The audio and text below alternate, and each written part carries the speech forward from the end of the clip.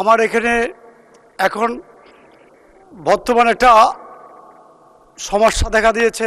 সেটা হচ্ছে আমাদের সুনামগঞ্জ জেলায় প্রত্যেকটা হাওর জলাবদ্ধতা হয়েছে। জলাবদ্ধতার জন্য আমার এখানে মিনিমাম সুনামগঞ্জ এখানে 500-500-র উপরে মেশিন, আমরা মেশিন দিয়ে সেচে হাওর থেকে পানি নিষ্কাশন করছি।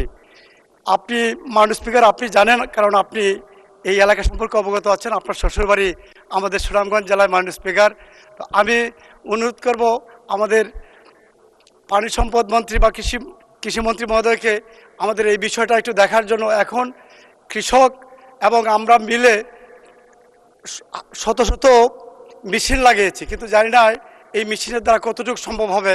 আমি আমার ওই বিদ্যুতের ইয়ে থেকে নিয়ে পাম্প লাগিয়েছি অনেকগুলি, মানে মিনিমাম 500 পাম্প আছে আমার এখানে। তারপরেও পানি নিষ্কাশন হচ্ছে না। মাননীয় স্পিকার, আমার সুনামগঞ্জ একের মধ্যে আরও তিনটা ব্রিজ আছে, যেগুলি 75% কাজ হয়ে গেছে। কিন্তু দেখা যাচ্ছে এই কাজগুলি যে কন্ট্রাক্টর ছিল, এই কন্ট্রাক্টর পালিয়ে গেছে।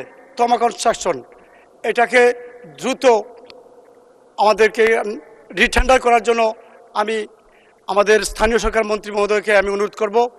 আমাদের মধ্যনগরে একটা নতুন উপজেলা হয়েছে মাননীয় স্পিকার। এই উপজেলাটা নতুন, কোনো প্রশাসনিক ভবন নেই, কোনো হসপিটাল নেই, প্রশাসন বসার কোনো সুযোগ নেই।